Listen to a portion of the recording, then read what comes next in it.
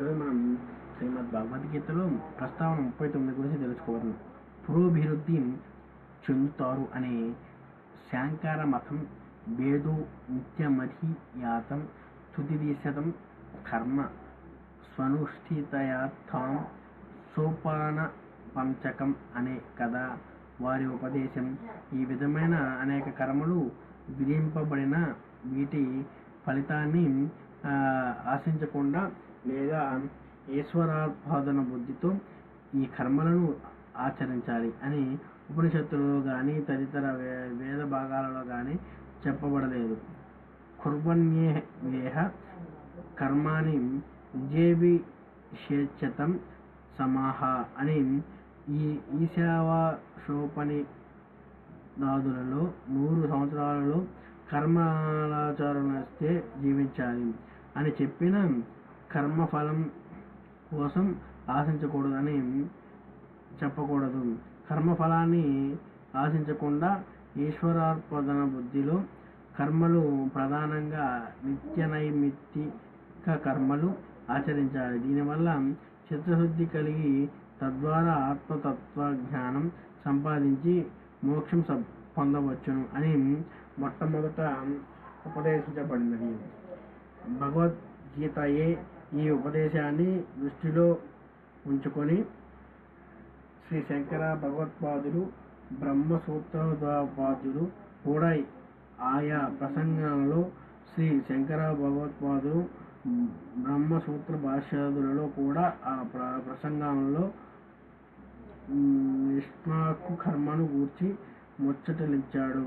సమేతం వేదానువాచకనేశ బ్రాహ్మణ వివిధ శంతి యజ్ఞేన దానేన తపసాకాశేన ఇత్యాద్యుపనిషద్వాలకు యజ్ఞాదులు వివిధకు ఆత్మను తెలుసుకున్నవాళ్ళని అభిలాష కలిగించడానికి ఉపకరిస్తాయి అని చెప్పిన ఈ కర్మలు ఫలాభిసంధి రహితంగా చేయాలి అని ఎక్కడా చెప్పలేదు. చతుర్విధ భక్తులలో కొందరు ప్రయోజనాన్ని ఉద్దేశించి భగవంతుణ్ణి సేవించిన ఉదారః సర్వ ఏవతే అని అన్నట్లు కర్మలు ఆచరించి వారైనా వేదోక్త కర్మలు ఆచరిస్తున్నారు. కానీ ఏనాటికైనా వాళ్లకు చిత్తశుద్ధి కూడా కలిగి విదిశ కలుగుతుందని మాత్రమే పై శృతి వాక్యాలను అభిప్రాయించి ఉండవచ్చును. ఈ భగవత్పాది ప్రతికష్ట కర్మయోగాన్ని అక్కడ కూడా స్వయిస్తూ శ్రీ శంకర భగవత్పాదాలు పూర్వోదాహృత శృతి వాక్యాదారులు గూర్చి చర్చించి సర్వప్రేక్షాధికరణంలో స్ఫుతి స్వశి భగవద్గీతోత్పాదనను అనబియ సంజాయ స్మల మనిష్ఠు తాని యజ్ఞాధీని ముముక్షో జ్ఞాన సాధనవాణి భవగ్నిత ప్రవచనత అని అలా అన్నారు.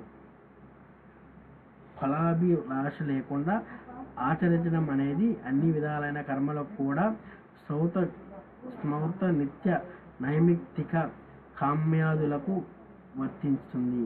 మానవుని దైనందిన ప్రవృత్తులలో కూడా ఈ కర్మయోగం ఎంతగానో ఉపయోగిస్తుంది.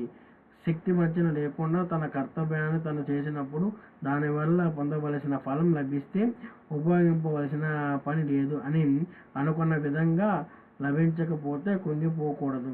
ఇది మానవునికి ఎంత ఊరటను ఇస్తుందో మనశ్శాంతిని కలిగిస్తుందో ఊహమాత్ర వేద్యం అని కర్మల విషయంలోనూ ఈ విధమైన చిత్తవృత్తిని అలవరించుకున్న వారిని మనస్సు క్రమంగా నిర్మలమై ఆధ్యాత్మిక జ్ఞానమును ప్రార్థనను తగి ఉంటుందనడంలో సందేహం లేదు. అందుచేతనే పరస్పర విరుద్ధాలుగా కనబడిన చివరకు లభించే ఫలితాన్ని బట్టి చూస్తే జ్ఞానయోగ కర్మయోగాలు రెండు ఒకటే అని భగవంతుడు